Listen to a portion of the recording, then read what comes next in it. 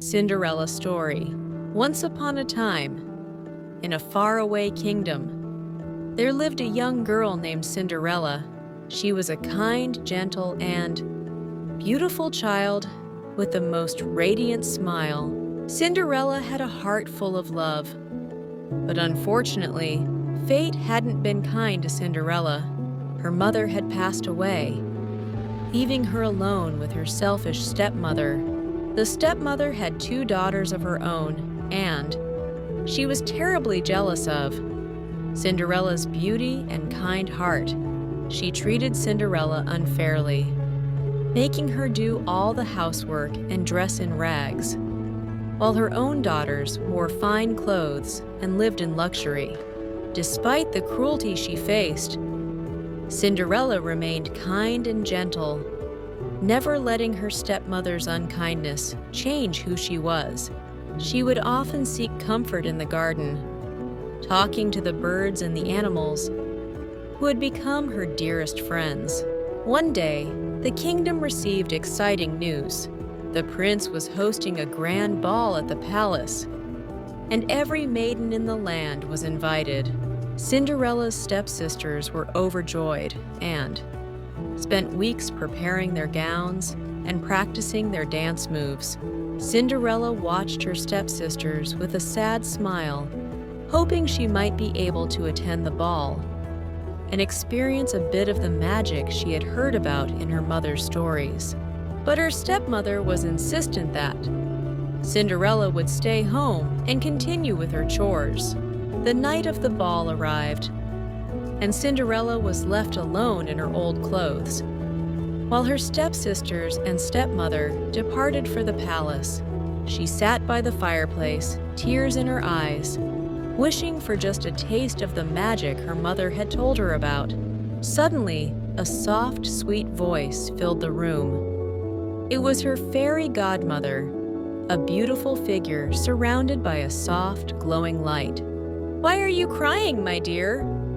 the fairy godmother asked.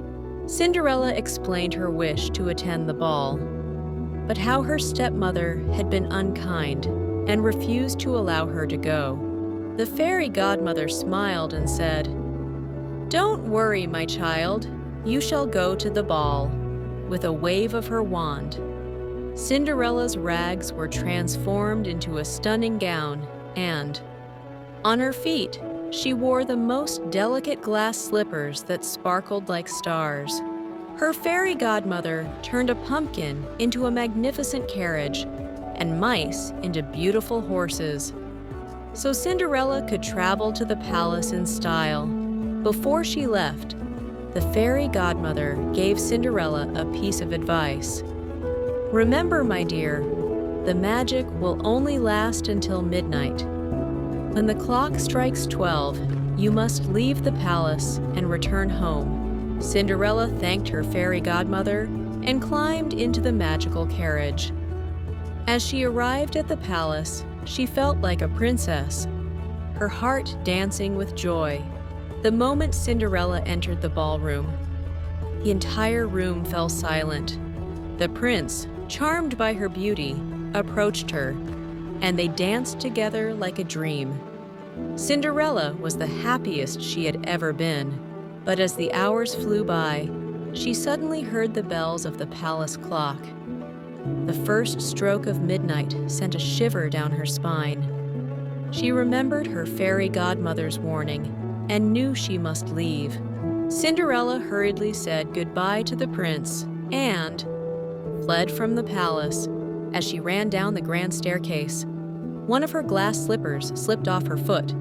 She didn't have time to retrieve it, and so, with only one glass slipper, she disappeared into the night. Cinderella's beautiful gown and glass slippers turned back into rags, leaving her with only the memory of the enchanting evening she had spent at the palace. The next day, the prince was determined to find the owner of the glass slipper.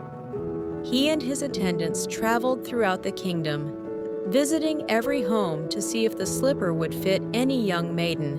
When they arrived at Cinderella's cottage, her stepsisters eagerly tried to fit their feet into the glass slipper.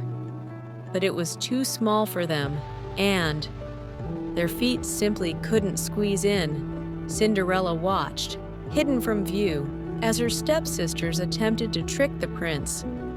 Then she stepped forward and with a hopeful heart asked, "May I try?" The prince agreed, and as she placed her foot into the glass slipper, it fit perfectly. The prince's eyes lit up with joy as he realized he had found the maiden he had danced with at the ball. Cinderella's stepsisters were astonished and upset. Even though they were mean to her, Cinderella didn't feel angry. Instead, she forgave them for their unkindness, as she believed that kindness was the most important thing in the world. And so, Cinderella was reunited with the prince, and they lived happily ever after, proving that goodness, kindness, and a loving heart could overcome the challenges life may bring. Moral of the story: being kind and having a loving heart can help you through tough times.